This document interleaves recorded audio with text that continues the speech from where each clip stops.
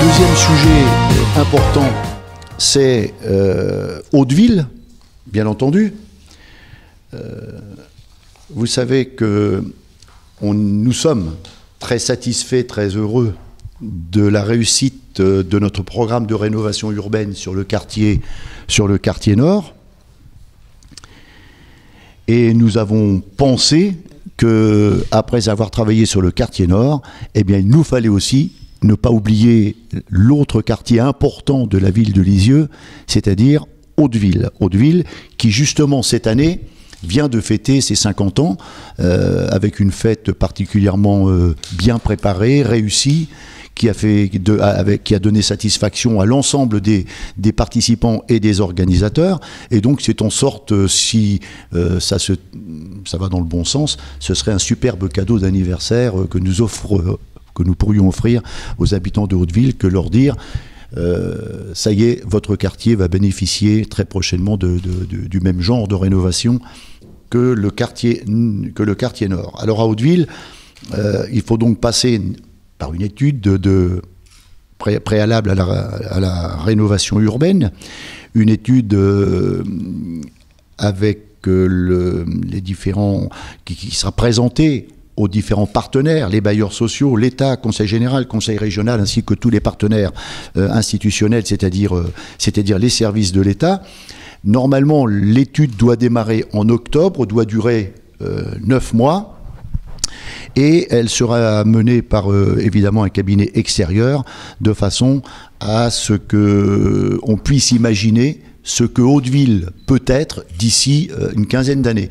Mais on a beaucoup de chance, le fait d'avoir travaillé déjà sur le quartier Nord avec les bailleurs sociaux, eh bien, les bailleurs sociaux comprennent bien notre volonté, et donc parfois ils anticipent même un petit peu avant même que l'étude soit réalisée, avant même que les travaux commencent dans le cadre d'un programme de rénovation urbaine traditionnel avec les différents partenaires dont je viens de parler, et peut-être un an rue 2, Agence nationale de rénovation urbaine, peut-être. Eh bien, notamment un bailleur social a déjà commencé à réaliser un programme de rénovation de ces logements à hauteur c'est un investissement de 10 millions d'euros sur plusieurs années. Donc c'est pas neutre, 10 millions d'euros pour moderniser les logements. Et évidemment, il y aura toujours, comme de coutume, un comité de pilotage qui suivra l'évolution de ce chantier de rénovation, qui évidemment, sur le quartier Nord, ça a déjà été long. La rénovation urbaine, mais c'est normal, c'est prévu dans la Convention. C'est 5 ans, finalement, ça a duré 6 ans. Sur Hauteville, dans le contexte actuel où les finances publiques se font de plus en plus rares, je pense, c'est une question de logique, que ça s'étalera certainement un peu plus dans le temps, puisque les subventions seront peut-être un peu moindres ou différentes. Et donc, il faudra patienter un petit peu, mais ça se fera naturellement, mais sur un délai un peu plus long. Et puis également, un autre propriétaire dont on ne parle pas très souvent, il y a Calvados Habitat, il y a Partelios, mais il y en a un autre qui est la Plaine Normande.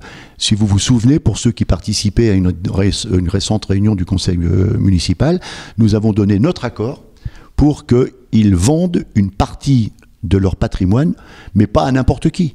Le vendre aux propriétaires, aux locataires, occupants aujourd'hui, sans que ceux-ci n'aient la moindre augmentation par rapport au coût du loyer et aux charges. Il faut qu'ils puissent trouver des prêts permettant d'accéder à la propriété, c'est de l'accession sociale à la propriété, sans avoir de répercussions financières. Il y a également Partelios, qui lui aussi va vendre une partie de son patrimoine allée Bourville, allée Philippe. Là, ce sont des maisons de ville, ce ne sont pas des appartements collectifs. Nous avons également sur Hauteville un effort important qui va être fait. Là, c'est un partenariat, l'Intercom Lisieux Pays d'Auge Normandie et Ville, c'est-à-dire développer l'offre culturelle, j'ai commencé à l'évoquer tout à l'heure.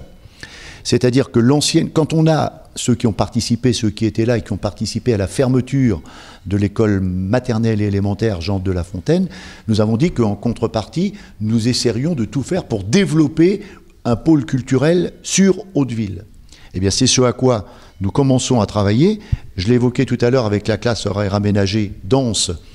Eh bien, cette classe horaire aménagée danse va être aménagée dans l'ancienne école maternelle Jean de La Fontaine, avec également des locaux pour pouvoir servir à des répétitions en musique également. Et puis l'école d'art plastique, qui est actuellement dans la tour avec Tani Théâtre qui sépare le bâtiment Vonder et le bâtiment Sanchez. Vous voyez, au milieu, il y a une tour. Vous avez le Tani Théâtre et l'école d'art plastique. L'école d'art plastique déménagera. Et nous avons fait le choix, avec l'Intercom, que cette école d'art plastique, dans la mesure où ça devait faire partie d'un pôle culturel, et donc elle déménagera vers le groupe scolaire Jean de La Fontaine, mais pas dans l'école maternelle, dans l'ancienne école élémentaire.